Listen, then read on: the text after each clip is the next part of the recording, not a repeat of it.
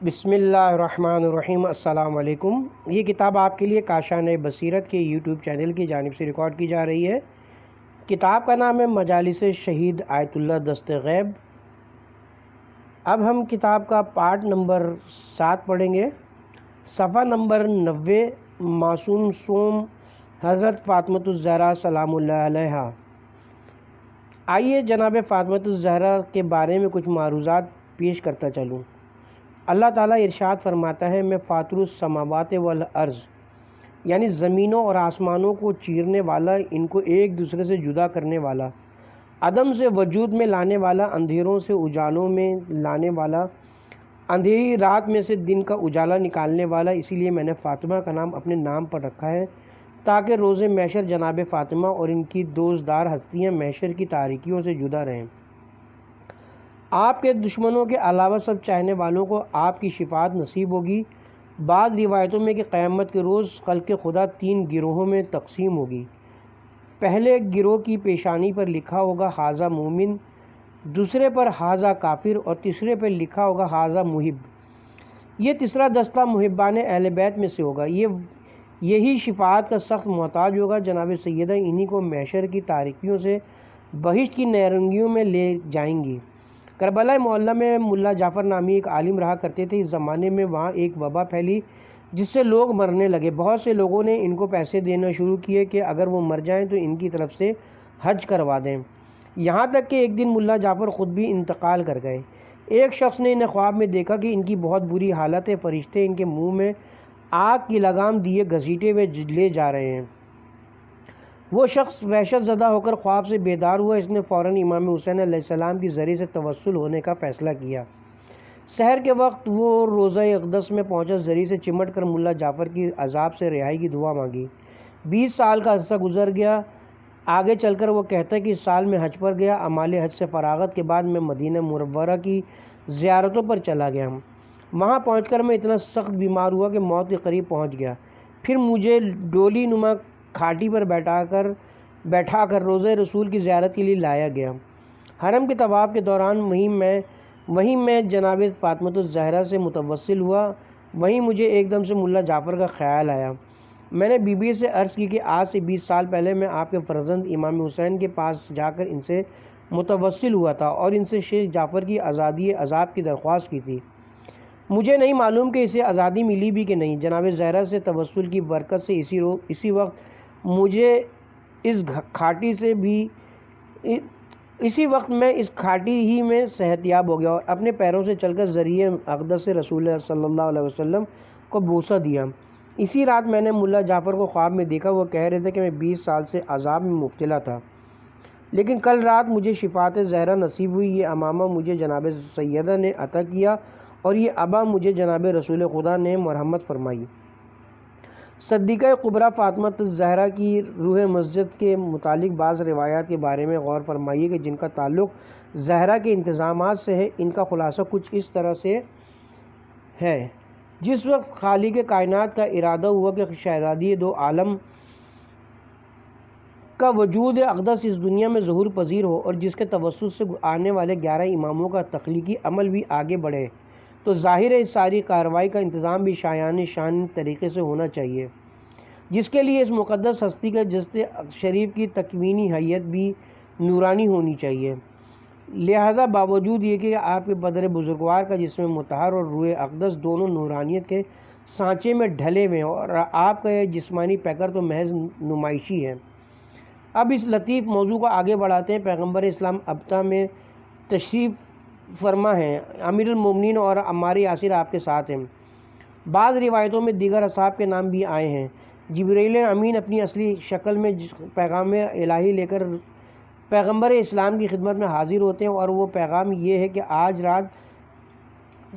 رات سے اپنے گھر تشریف نہیں لے جائیں گے، 40 شب و روز اپنی زوجہ سے کنارہ کشی اختیار کریں گے، دن کو روزہ اور راتیں عبادت الہی میں گزاریں گے، جائز خواہشات سے بھی پرہیز کریں گے، دنیاوی غذا اور خواب شب سے بھی اجتناب کریں گے، تاکہ زیادہ سے زیادہ لطافت، روحانی اور پاکیزگی کی انتہا پہنچ سکیں۔ جناب رسول خدا نے عمار یاسر کو گھر بھیجا اور کہا کہ جاؤ اور جناب خدیجہ کو میرا سلام پہنچانا اور کہنا کہ میں 40 راتوں تک گھر نہیں آؤں گا۔ میرے نہ آنے میں کسی قسم کی کوئی پریشانی کی بات نہیں، یہ صرف حکم الہی ہے۔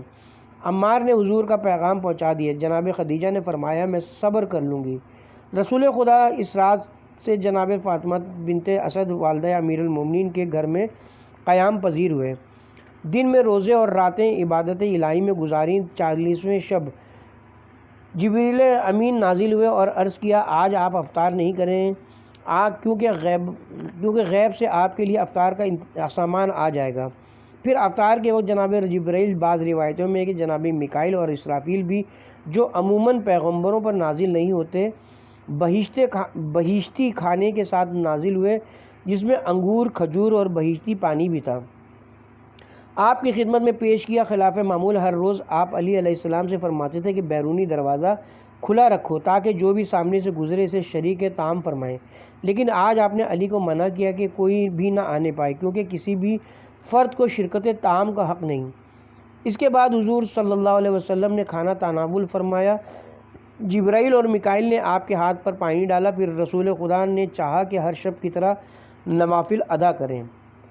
اس پر جناب جبرائیل نے کہا کہ آج نہیں، بلکہ آپ ابھی اس وقت جناب خدیجہ کے پاس جائیں تاکہ اس بہشتی میوے سے ایک بہشتی بدن تشکیل پائے۔ اب یہ بہشتی کھانا جزو بدن ہو چکا ہے۔ جناب خدیجہ فرماتی ہیں کہ مجھے نیند نہیں آ رہی تھی، یک دروازہ کھٹکھٹانے کی آواز آئی۔ میں نے پوچھا کون، کیونکہ علی اور محمد کے کسی کو دروازہ کھٹکھٹانے کا حق نہیں تھا۔ حضور نے فرمایا دروازہ کھولو، میں ہوں محمد۔ رسول خدا گھر میں داخل ہوئے۔ یہ روایت خود جناب خدیجہ سے ہے کہ آپ جب بھی تشریف لاتے میں وضو کے لیے پانی لاتی، پھر آپ 2 رکعت نماز ادا کرتے، اس کے بعد بستر میں جاتے۔ آج کی شب خدا تعالیٰ نے حضرت فاطمہ الزہرا کے وجود مبارک کو اس دنیا میں بھیجنے کا انتظام فرمایا۔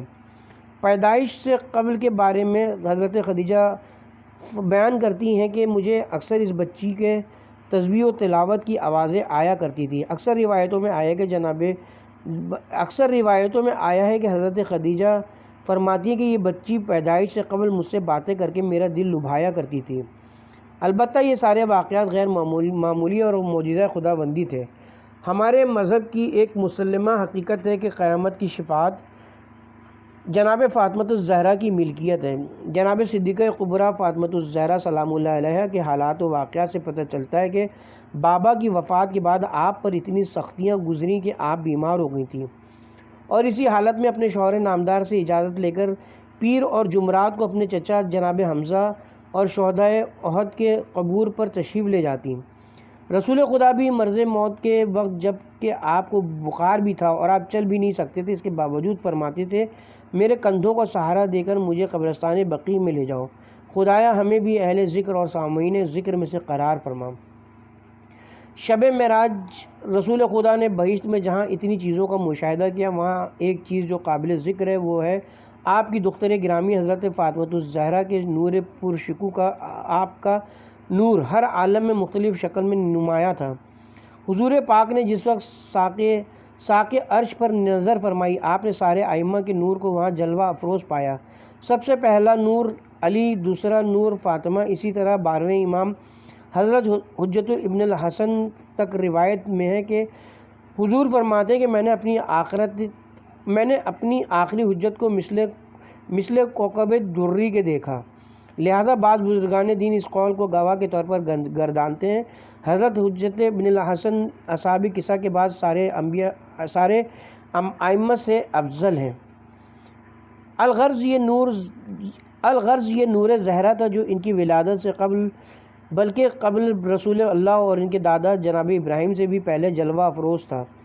شب معراج جب رسول خدا کی آنکھوں پر سے پردے ہٹائے گئے تو آپ کی نظر اتنی تیز ہو گئی کہ عرش الہی کے نور پر نظر ٹھہری۔ آپ نے پوچھا پروردگار یہ نور کس کا ہے؟ ندا آئی یہ نور میرے حبیب محمد مصطفیٰ کا ہے۔ آپ نے دوبارہ عرض کیا کہ یہ اس کے برابر میں جو نور ہے وہ کس کا ہے؟ ندا آئی یہ نور وسیع محمد علی کا ہے، اور وہ جو اس کے برابر ایک اور نور ہے ندا آئی وہ نور اس کی دختر زہرا کا ہے، اور وہ جو ان کے دائنی طرف دو نور دیکھ رہا ہوں، وہ کس کے ہیں؟ ندا آئی، وہ نور حسن و حسین ہیں۔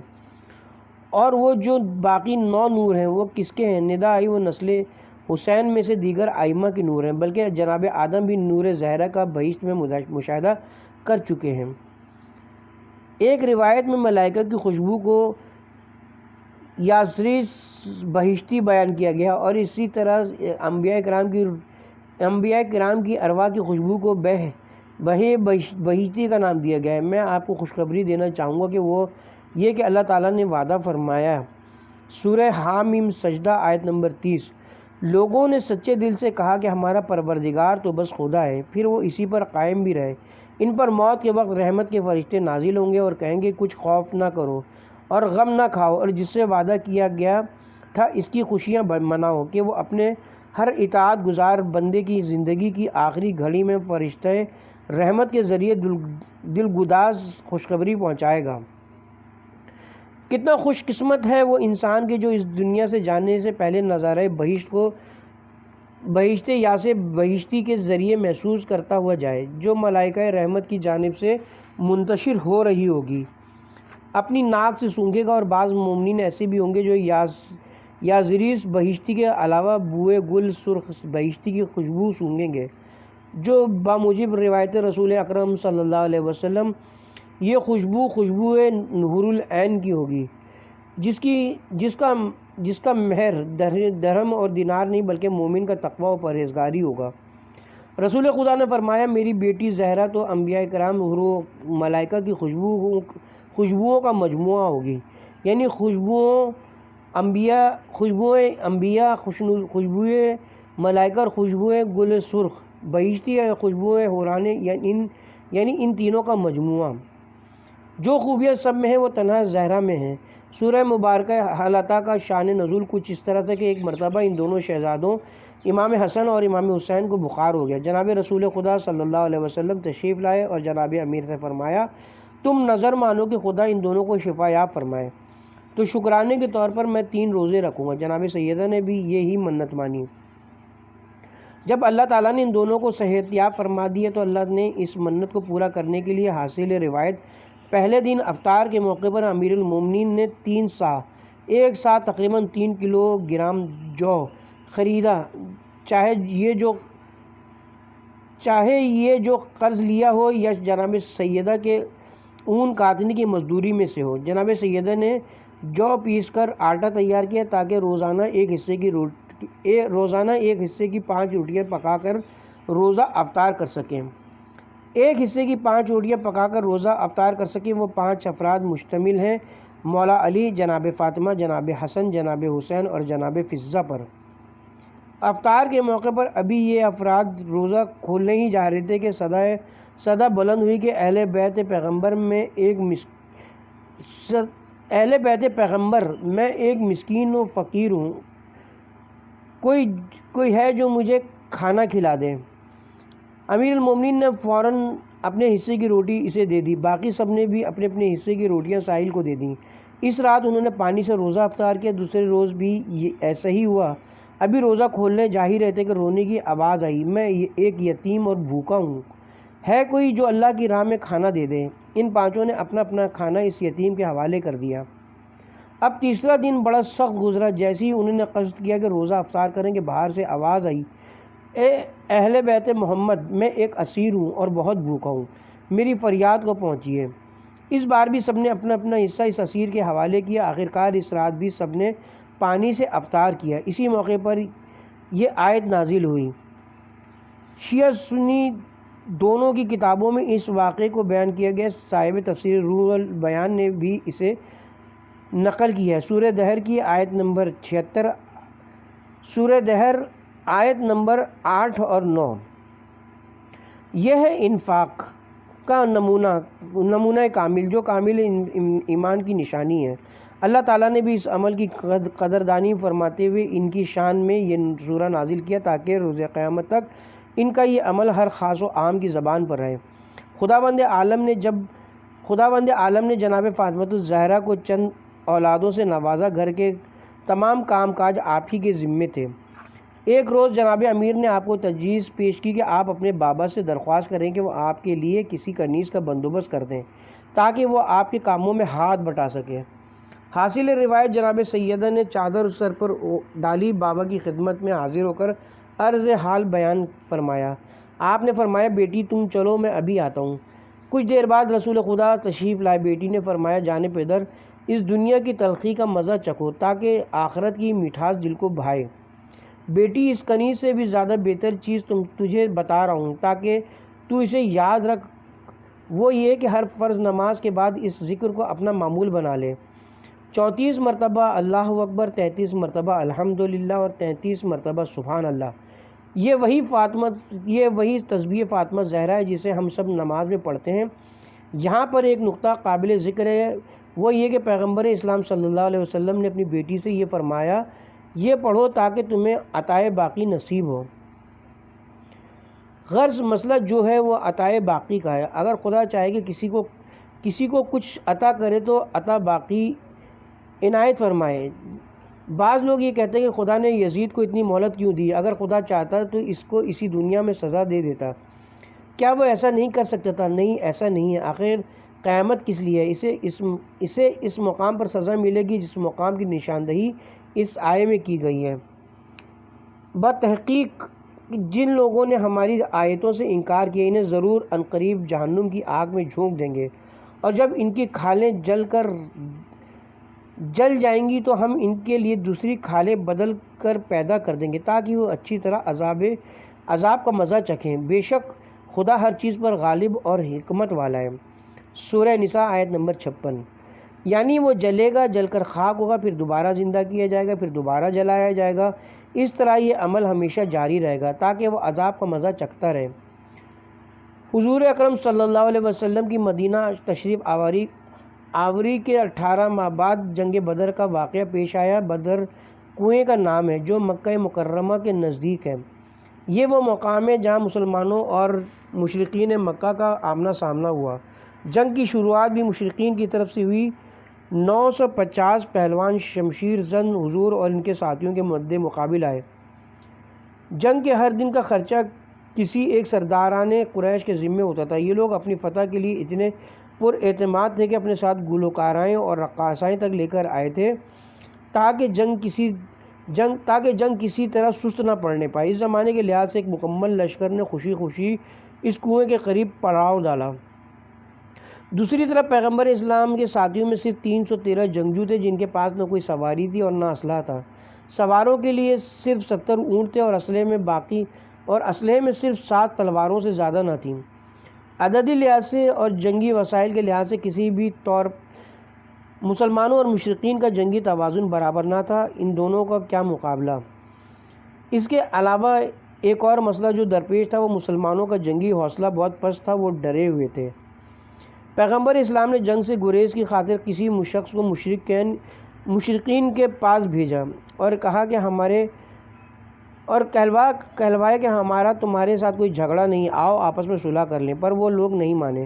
حضور نے کہلوایا کہ اگر میں فاتح ہو گیا تو یاد رکھو تمہارے بیشتر افراد میرے قبیلے کے ہیں۔ انہوں نے جواب دیا نہیں، ہم تمہیں اور تمہارے حمایتیوں کو نابود کر کے چھوڑیں گے۔ جنگ شروع ہوئی۔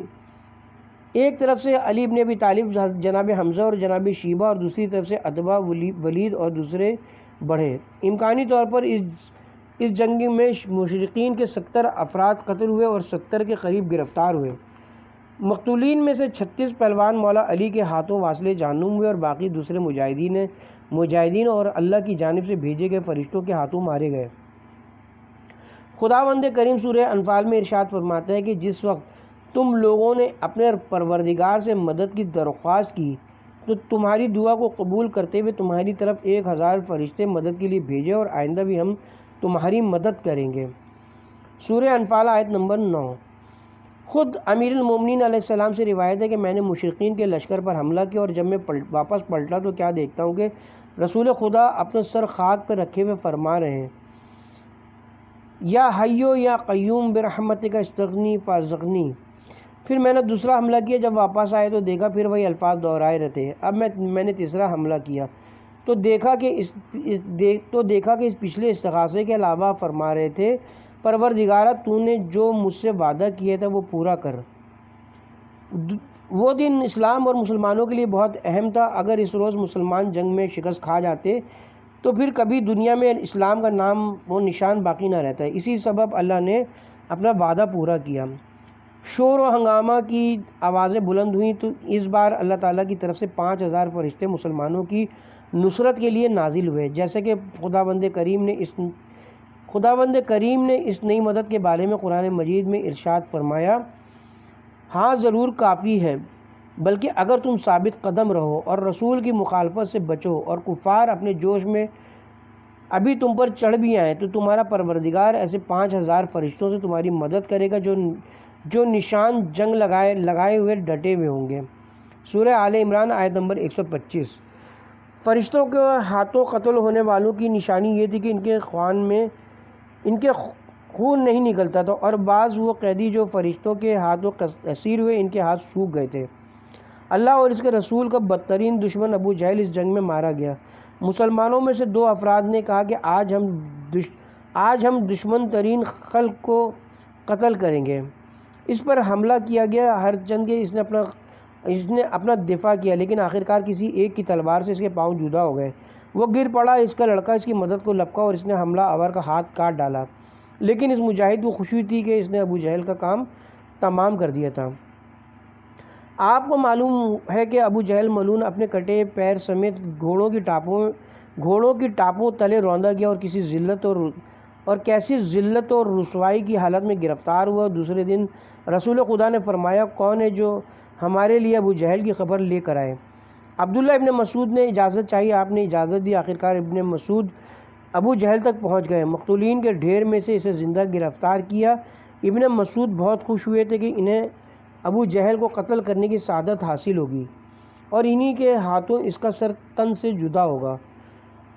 وہ اس کے سینے پر سوار ہو گئے۔ اس پر ابو جہل نے ابن مسعود کو مخاطب کر کے کہا، اے چرواہے کے بچے، اتنی اونچی جگہ پر بیٹھ کر اتنا بڑا کام کرنے جا رہے ہو اور اہل مکہ کے بزرگ ترین شخص کو مارنے جا رہے ہیں، بتا کہ فتح کس کی ہوئی؟ ابن مسعود نے جواب دیا، فتح رسول اللہ صلی اللہ علیہ وسلم کی ہوئی ہے۔ پھر آپ نے اس سے کہا، اے فرعون سے زیادہ بد نصیب، کیا فرعون آخر دم تک ایمان لانے پر آمادہ نہ تھا اور تو ہے کہ ابھی تک اپنے کفر پر قائم ہے؟ اس پر اس ملعون نے کہا، اب تو یہ عداوت اور دشمنی پہلے سے بہت زیادہ ہے۔ اس کے جواب پر ابن مسعود نے چاہا کہ اس کا سر تن سے جدا کریں۔ ابو جہل بولا، میرے سینے کا کچھ حصہ بھی میری گردن سے ملا لے تاکہ میرا سر باقی سروں میں نمایاں رہے۔ یہ بالکل ہی سچ ہے کہ ابو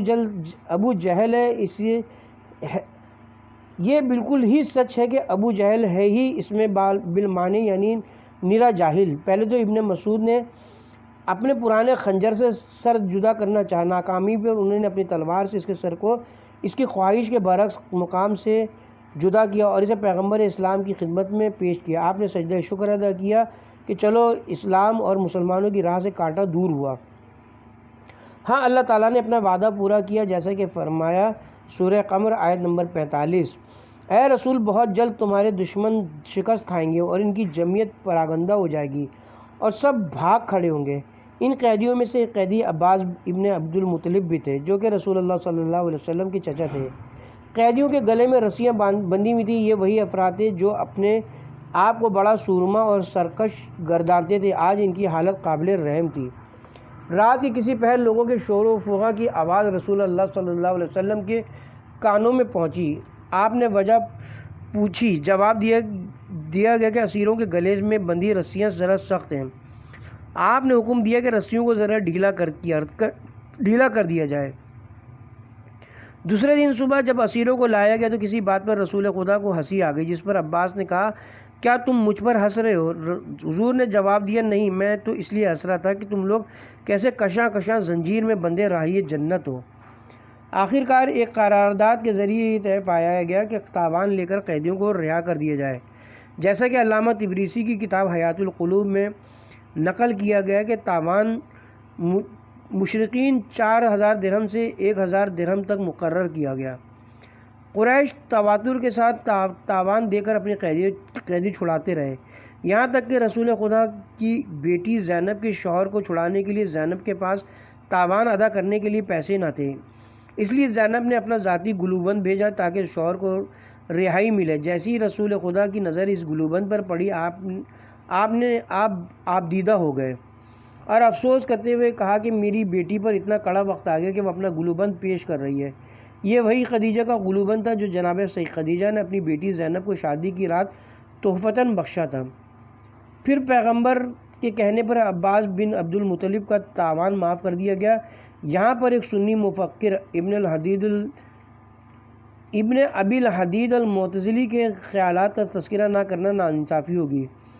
اس کے الفاظ کا خلاصہ یہ کہ وہ پوچھتے ہیں کہ حضرت ابوبکر اور حضرت عمر نے جناب فاطمہ کے ساتھ اپنا رویہ اتنا سخت کیوں اپنایا؟ آخر کیا رکاوٹ حائل تھی؟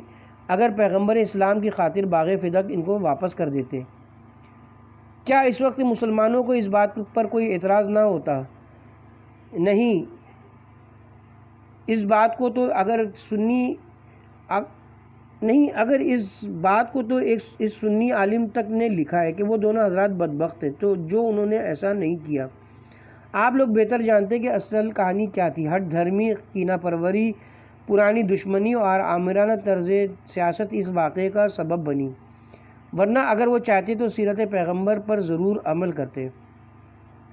اگر فرض کریں کہ فدق جناب سیدہ کی ملکیت نہ بھی تھا، تب بھی وہ اس مسئلے کو خوش اسلوبی سے حل کرتے ہوئے جناب سیدہ کو بخش سکتے تھے، کسی مسلمان کو اعتراض بھی نہیں ہوتا۔ کیا حضور نے اپنی بیٹی کے بارے میں یہ نہیں فرمایا تھا کہ فاطمہ میرے جگر کا ٹکڑا ہے، عالمین کی عورتوں کے سردار ہے، جس نے اسے اذیت پہنچائی اس نے گویا مجھے اذیت پہنچائی، اور جس نے مجھے اذیت پہنچائی اس نے خدا کو اذیت پہنچائی۔ بحار الانوار جلد نمبر 36 صفحہ نمبر 289۔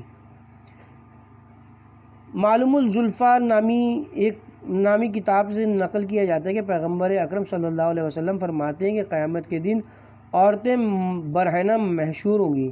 جناب زہرا نے جب بابا سے یہ سنا تو بہت روئیں، ایک آہ کھینچی اور فرمایا ہائے یہ رسوائی۔